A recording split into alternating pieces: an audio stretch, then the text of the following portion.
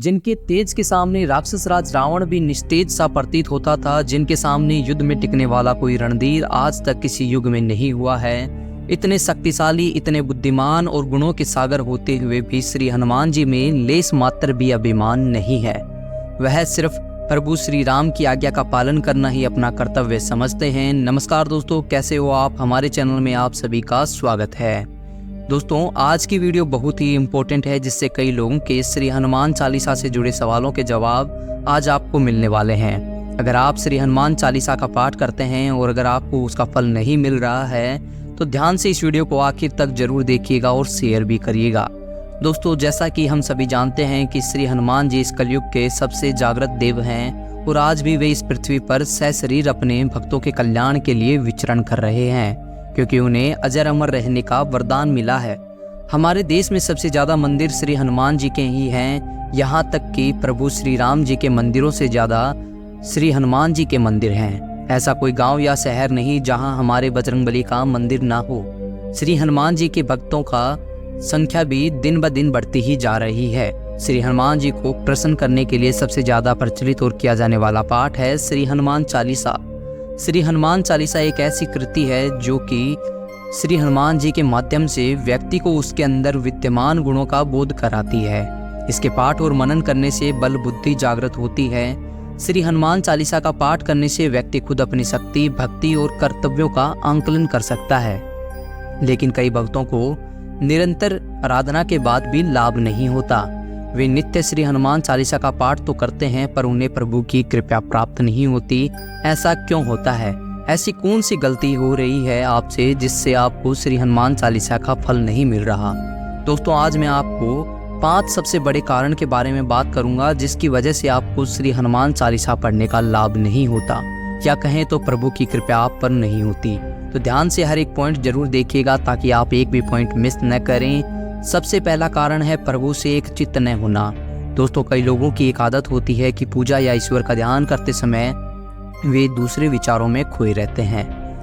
कोई अपने बिजनेस के बारे में सोचता है तो कोई अपने रिलेशनशिप के बारे में, या कहें तो लोग अपने टेंशन में ही खोए रहते हैं। वे बस सिर्फ फॉर्मेलिटी के लिए जाप करने बैठते हैं। अब आप ही कहें, अगर हम प्रभु से एक चित्त नहीं होते, हमारी भक्ति में ही दृढ़ता नहीं है, हम सच्चे दिल से भक्ति नहीं करते, तो भला प्रभु अपनी कृपा हम पर क्यों करेंगे? दोस्तों, मैं समझ सकता हूँ कि हम अपने विचारों को बंद नहीं कर सकते, लेकिन ध्यान या मेडिटेशन करके हम अपने विचारों पर कंट्रोल कर सकते हैं और एक जगह केंद्रित कर सकते हैं। इसलिए सिर्फ हनुमान जी ही नहीं, किसी भी देवी देवता का कोई भी पाठ क्यों ना करें, अपने मन को प्रभु के प्रति समर्पित करें। आप जो भी पाठ करें उसका महत्व समझें, सच्चे दिल से पाठ करें, फिर देखना प्रभु की कृपा आप पर जरूर होगी। दूसरा कारण है स्वार्थ की भक्ति। दोस्तों, हर इंसान सुख के समय में प्रभु की शरण में जाता है। इसका मतलब यह नहीं कि उसकी भक्ति में स्वार्थ छुपा है। यहीं पर लोग कंफ्यूज हो जाते हैं, क्योंकि दुख के समय हर कोई ईश्वर से कुछ ना कुछ मांगता जरूर है।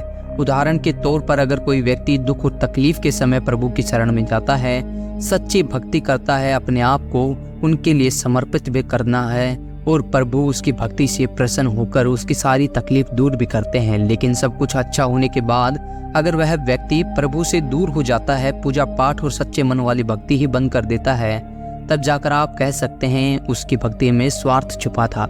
इसलिए कहता हूँ कि दुख के समय तो हर कोई ईश्वर को याद करता है, लेकिन सुख में भी जो प्रभु के निकट रहे, उनके लिए समर्पित रहे, उसे निस्वार्थ भक्ति कहते हैं। तीसरा कारण बुरे कर्म। दोस्तों, सच्चे भक्ति के साथ साथ अच्छे कर्म भी करें, क्योंकि कई लोग ईश्वर की भक्ति तो करते हैं लेकिन उनके बुरे कर्मों के कारण उन्हें उनकी इस भक्ति का फल नहीं मिलता।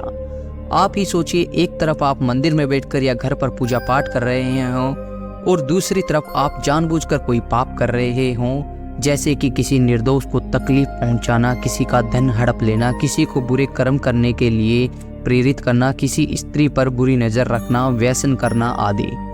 फिर आप कैसे उम्मीद कर सकते हैं कि ईश्वर आपकी प्रार्थना सुनेंगे? एक बात जरूर याद रखना, ईश्वर न दंड देता है न माफ़ करता है।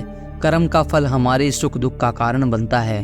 चौथा कारण है संकल्प पूरा न करना। दोस्तों, जब हम तकलीफ में होते हैं तो उस तकलीफ से बाहर आने के लिए हम हर एक प्रयास करते हैं। पूजा पाठ हो या व्रत रखना, मन्नत हो या संकल्प, वो समय ही ऐसा होता है, हम सब कुछ करते हैं। लेकिन ऐसे भी कुछ लोग होते हैं जिनमें या तो धीरज की कमी होती है, या तो प्रभु के प्रति अटूट विश्वास की कमी, या फिर उनका मन कहीं भटक जाता है, या फिर आलस्य के कारण जिसकी वजह से वे प्रभु के सामने या संकल्प भूल जाते हैं या अधूरा छोड़ देते हैं।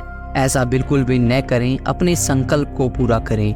हाँ, अगर घर में सूतक हो या फिर महिला भक्तों का मासिक धर्म की समस्या हो तो वे सूतक खत्म होने के बाद अपना संकल्प जारी करके पूर्ण कर सकते हैं। पांचवा और आखिरी और सबसे महत्वपूर्ण कारण नियमों का पालन न करना। दोस्तों, कई लोगों की एक सबसे बड़ी प्रॉब्लम है कि वे कभी भी हमारे शास्त्रों में बताए गए प्रभु भक्ति से जुड़े नियमों का पालन नहीं करते।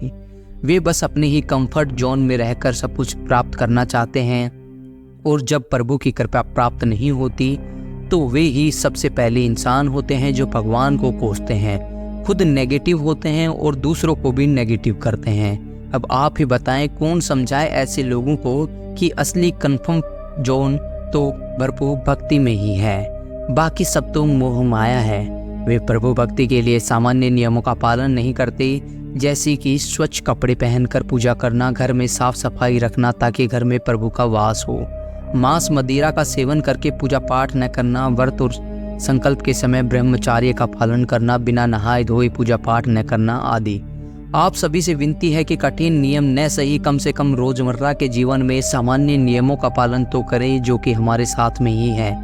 दोस्तों, आज कई लोगों को उनके सवालों के जवाब मिल गए होंगे। देखा जाए तो ये सवालों के जवाब हमारे पास ही थे। हर इंसान खुद अपनी गति को जानता है, एक आप ही है जो खुद की गलती को सुधार सकते हैं। बस इन 5 को भूलना नहीं। सच्चे दिल से भक्ति करें, अच्छे कर्म करें, फिर देखना श्री हनुमान जी की कृपा आप और आपके परिवार पर जरूर होगी। हमारे बजरंगबली बहुत ही दयालु हैं, वे अपने भक्तों को कभी दुखी नहीं देख सकते, वे आपकी सहायता जरूर करेंगे। तो ऐसे ही हमारे बजरंगबली हैं। तो दोस्तों, कैसी लगी आज की यह वीडियो को लाइक और शेयर जरूर करिएगा ताकि ज़्यादा से ज़्यादा लोगों तक श्री हनुमान जी की महिमा को हम पहुंचा सकें, और जल्द ही हम ऐसे ही इंटरेस्टिंग टॉपिक के साथ वापस लौटेंगे। तब तक के लिए जय श्री राम, जय हनुमान।